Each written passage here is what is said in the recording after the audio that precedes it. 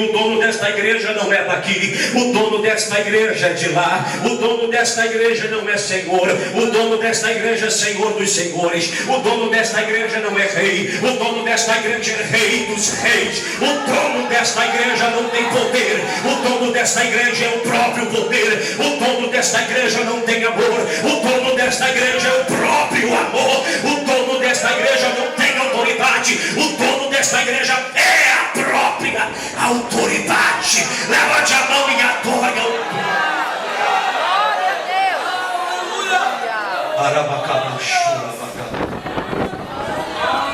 A primeira verdade acerca da fundação da igreja é que ela possui um dono, a igreja possui um gestor, existe um caráter, uma personalidade, uma característica no fundador desta igreja. Nos diz a Bíblia no capítulo 40 do livro do profeta Isaías, que Deus é grande e a grandeza de Deus é muito poderosa, poderosa ao ponto de Deus pisar na terra como um tapete, poderosa ao ponto de Deus colocar as nações na palma da mão e as considerar como o pó da terra e água do mar. Mas Deus, apesar de ser um Deus transcendente, apesar de ser um Deus que transcende toda a criação, apesar de ter um nome que todo o nome está subordinado ao dele, apesar de ter um nome excelso, apesar de ser o Pai da eternidade, apesar de ser o príncipe da paz, apesar de ser o Pai das misericórdias, apesar de ser Rei dos reis e Senhor dos senhores, apesar de ser a resplandecente estrela da manhã, apesar de ou de saber, ou de ser onisciente, onipresente, onipotente,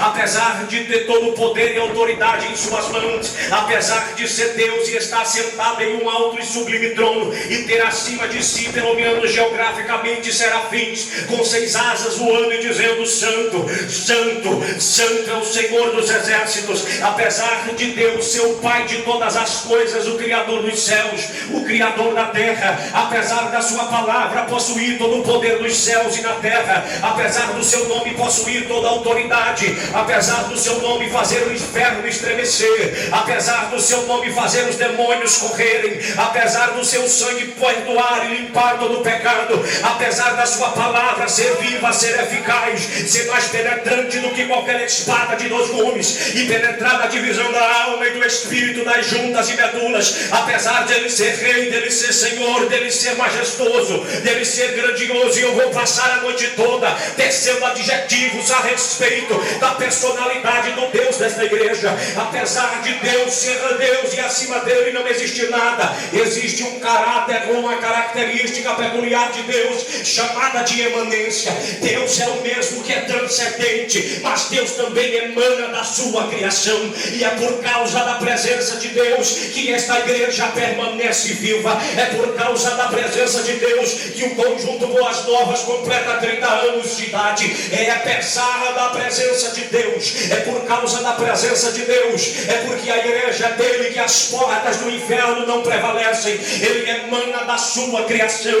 O salmista no Salmo 46 disse: Deus está no meio dela, ela não será abalada. Deus a ajudará ao romper da manhã. As nações se embravecem e os reinos se movem, mas basta ele levantar a sua voz para a terra se derreter. O salmista no Salmo 29 não fica por menos e diz ele, somente ele, quando ele fala, a terra se derrete. Quando ele levanta a sua voz faz tremer o deserto, faz tremer a terra seca. A sua voz desnunda as brenhas, a sua voz separa labaredas de fogo. Deixa eu te dizer uma profecia aqui nesta noite: a igreja de Bahia Formosa vai estremecer, porque o Espírito de Deus está bradando vitória, vitória, vitória, vitória para você.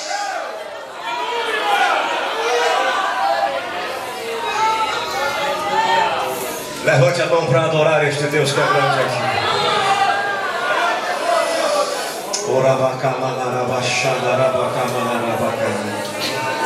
A segunda qualificação, ou a segunda coisa que eu observo na declaração de Jesus, é que a igreja possui um dono.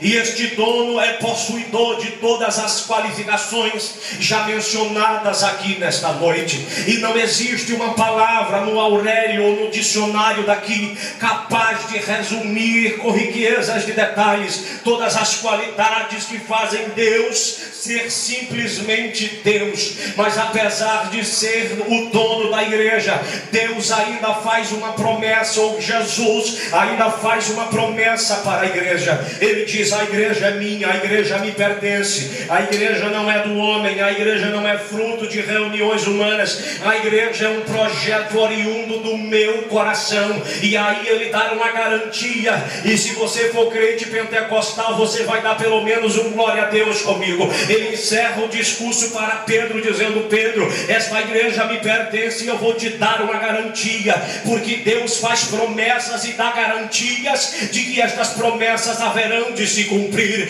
Deus diz para Pedro: as portas do inferno não vão prevalecer contra esta igreja. Jesus estava dizendo, pelo menos na versão original do texto, estava referindo-se à morte. Jesus estava dizendo: olha, ou pelo menos prevendo que após a sua morte, após a sua ascensão, a igreja, o fruto do seu coração, haveria de passar uma perseguição profunda e tremenda. E Jesus já deu uma garantia dizendo: olha, eu vou para o Pai, mas eu vou deixar aqui o Espírito Santo, o Consolador. Vocês fiquem em Jerusalém esperando o descer ou efulgir do Espírito Santo de Deus. Mas deixa eu lhe dar uma garantia: eu vou para o meu Pai, mas eu vou deixar o meu Espírito, e de imediato eu já garanto que as portas do inferno não vão prevalecer contra ela. Jesus estava dizendo: o espírito da morte vai se levantar para parar,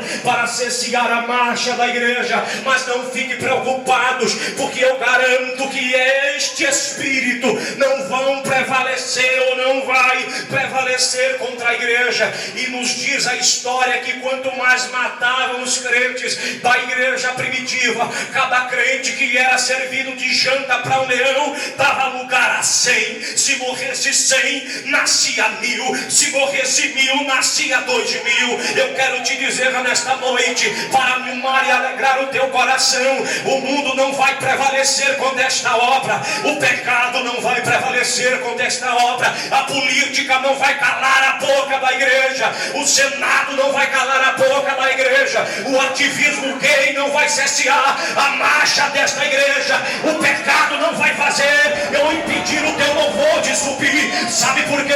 Porque o Espírito de Deus está no meio dela.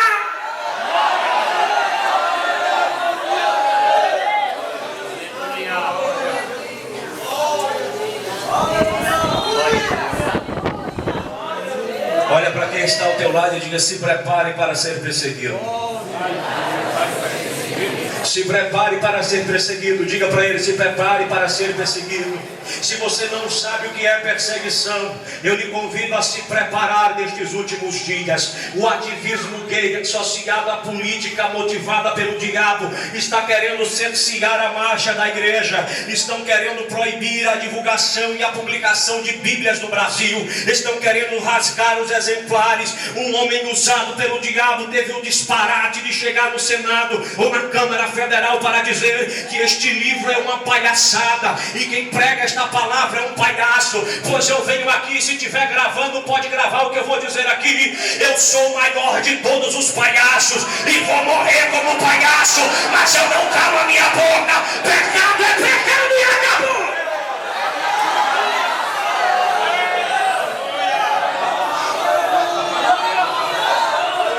Se prepare para ver pessoas revoltadas com os cultos ao ar livre. O mundo faz festa por aí, mas se a igreja fizer uma cruzada e passar das 9 horas, vão denunciar na polícia. Podem fazer o que quiser, podem bater tambor no centro de macumba. A Umbanda pode se levantar e se mobilizar como já está se mobilizando, mas a boca deste povo não vai ficar calada. Você não pode se calar. Mas deixa eu ir embora. Existem pelo menos 4 qualidades aqui neste texto e eu quero chamar a sua atenção. A primeira qualidade que eu quero ressaltar de Rebeca era a sua formosura. Nos diz o texto sagrado que Rebeca era formosa. E a história concorda com o que a Bíblia diz, dizendo que ela era uma das mulheres mais bonitas da sua época. A primeira qualidade de uma igreja verdadeira é a formosura. E o que eu acho interessante é que esta formosura é dada pelo Espírito Santo de Deus para ela. Isto é muito profundo, isto é muito grande. Eu quero abrir um parêntese aqui.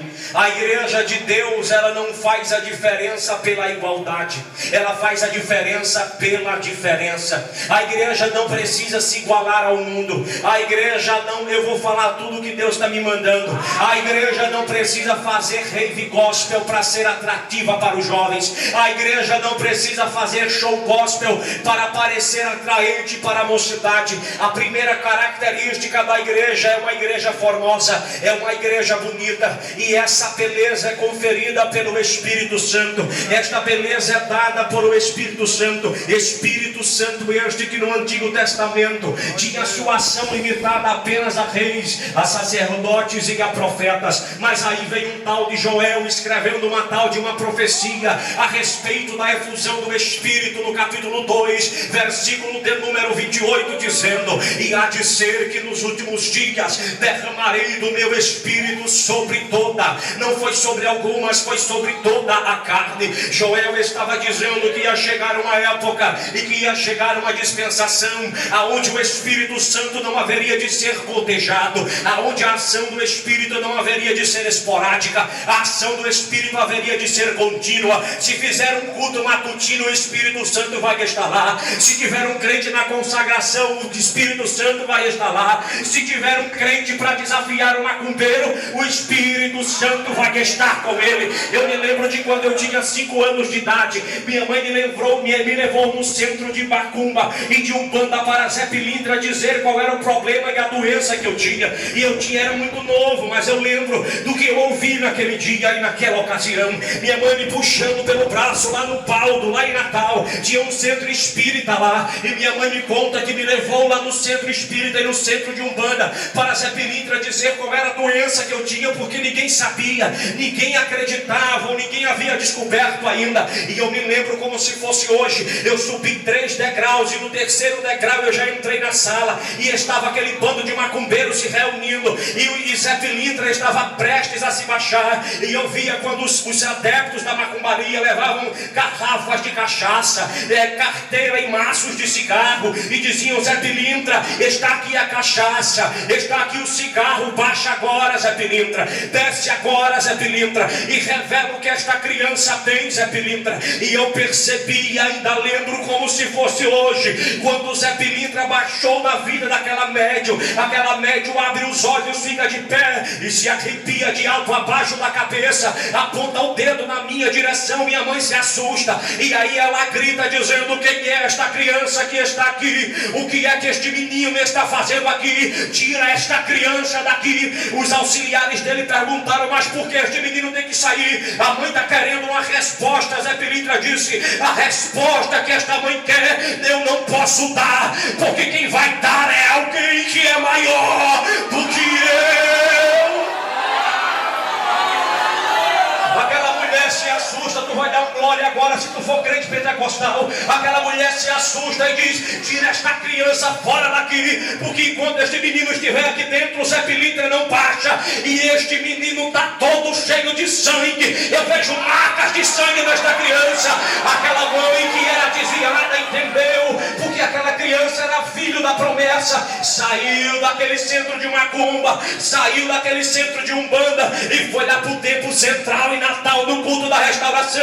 Chegou lá, dobrou os joelhos e disse: Deus, me perdoa pelo que eu fiz. O meu filho é teu, a minha vida é tua, eu sou tua e o meu filho é teu. Entregou a sua vida a Jesus. Jesus renovou ela com o Espírito Santo. O centro de macumba foi fechado, porque nenhum mal nem praga alguma chegará na tua casa.